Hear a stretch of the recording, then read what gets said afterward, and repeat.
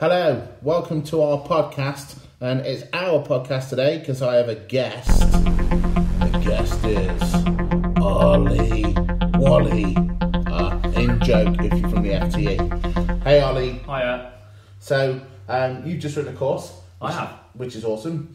And what I want to do is just find out a little bit about it. So your course is on games and how you use them with pain.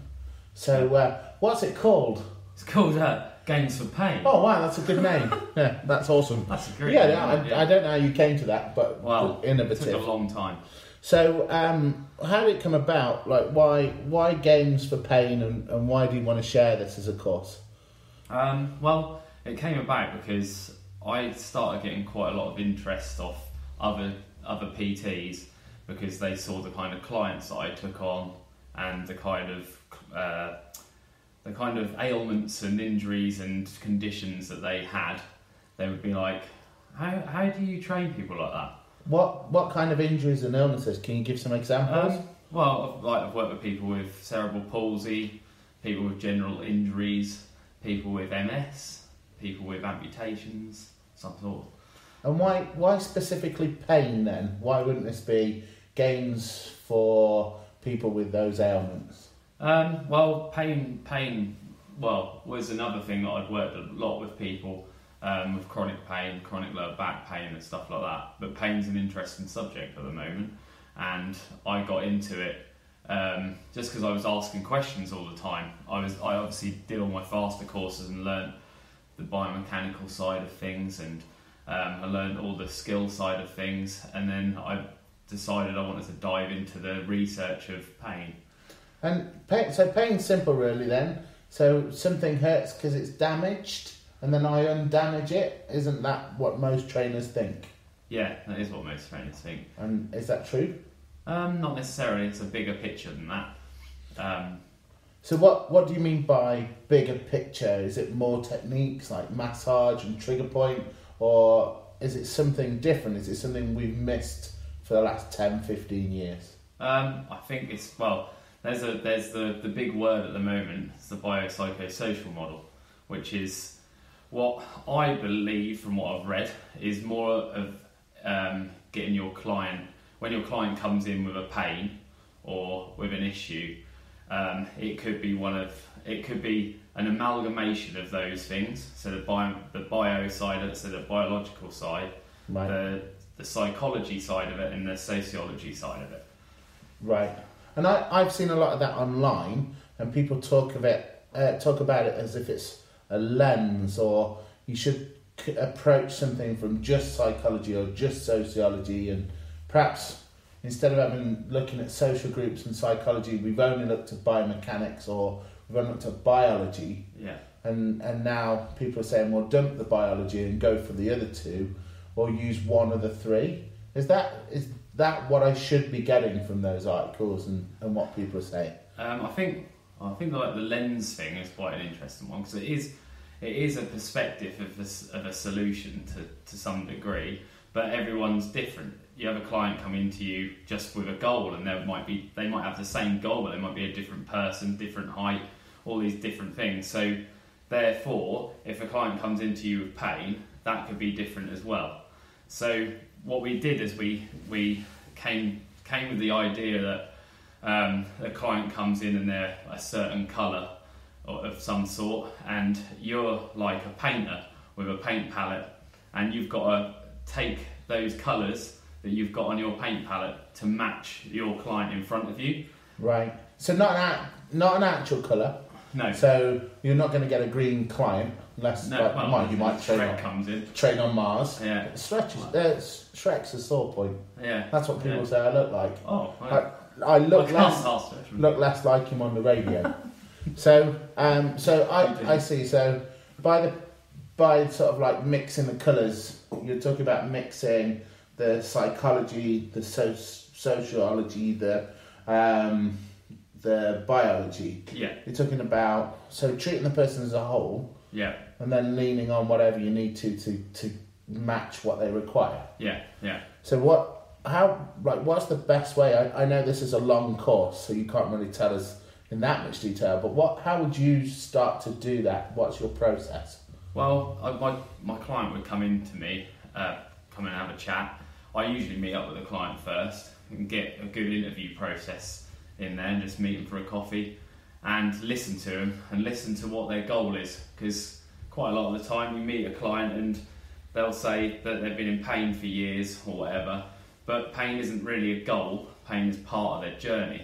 So it's sort of a hiccup in the middle, or it might be a good thing as well sometimes, but it could just be part of their journey towards their goal. So finding out what their headline goal is vitally important. Right, and so I've heard you talk about the importance of having a desire to move. Yeah. So how does that fit into the goal setting and pain?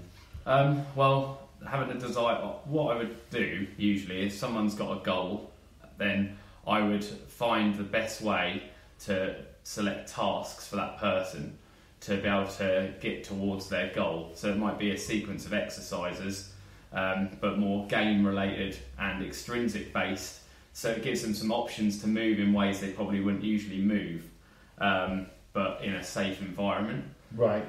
And have you got a good example of, say, obviously don't name them, but a client that perhaps came to you because you have a reputation of training people out of pain, where they thought their goal when they arrived was to reduce or remove pain, and you work with them to find something else?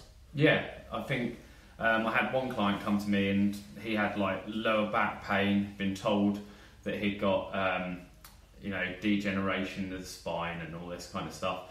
He'd had a shoulder operation, had a hip operation, and we went through a lot of talking for like an hour to find out what his goals were and stuff, and nothing really came through. It was all about sort of this is where I'm at, I can't do this anymore, I can't do that, and I wanted to turn it around. So we got to the point where he started talking to me about what his goal was, and his goal really was simply just to move comfortably again and do things with his kids. And it wasn't what he thought it was. He thought it was like, oh, I need to train muscles, I need to elongate this muscle, I need to lengthen this, I need to make this more structured, I need to make this more symmetrical from external places.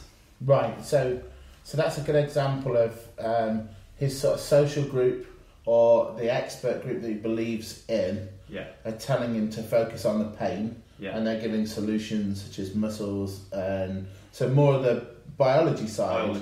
And then what you're saying is that the focus to get out of the pain is possibly reinforcing the pain, and you need him to focus on something beyond that, so what he's doing after pain. And he's a hard client to do that with because he doesn't want to run a marathon or play tennis. No. So how would you if one of the other faster trainers in our community rang you up and said, hey Ollie, I'm going to see this client, I've already spoke to him on the phone and they said they're in pain and I need to get out of pain and I think you're the person to help me, but they seem quite stubborn, like how would you suggest they go about, what steps do you think they should take to find that movement goal in someone who's fairly stubborn, that they just need to get out of pain, and that's stretching and core work or whatever it is? Yeah, well, when it comes to that stuff, if they've got these things that they believe in and it's not detrimental to them and there's no problem with them using the methods that they've been using, then I'd just let them have it still. I wouldn't take it away from them. That particular client, he was foam rolling and doing all this stuff, like having these massages and things like that, but he liked them. It wasn't detrimental to his goal as such, because it just made him feel like he was managing his pain.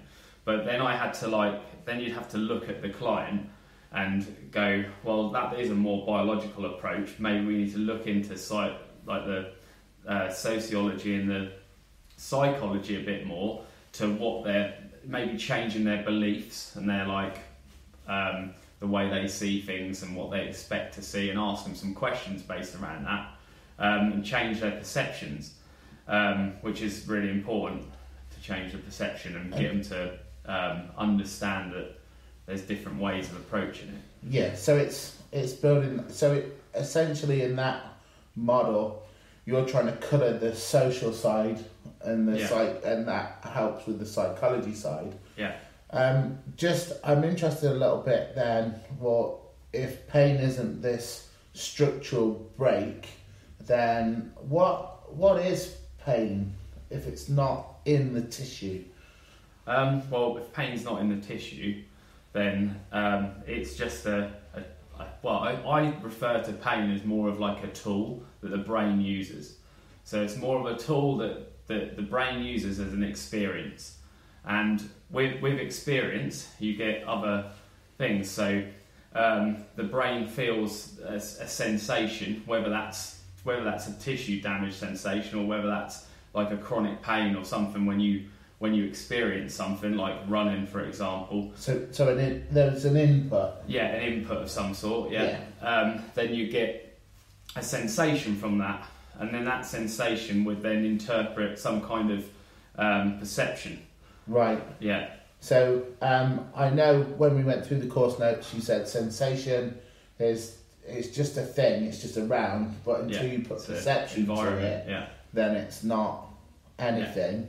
And so just to clarify then, experience is you experiencing all these sensations attached to perceptions. Yeah. And then I thought it was really interesting you then spoke about emotion. Yeah. Just a little bit. And I wondered, I don't hear people talking about the emotional side. Yeah. Unless they're the people in pain, and then they seem very emotional. Yeah. And I wondered, like, how have you started to look at, I know it's fairly new, but how have you started to look at emotion and how that ties in? Well, emotion's interesting because obviously if you've got someone in pain, there's usually like an emotion of like frustration or fear, and you don't very rarely get happiness or joy from. There's some places you can go. Yeah, you could. Yeah, we won't talk about that. that. We'll keep those. Hang on, let me put my whip away. Probably not fitness. I wonder why you came in the collar.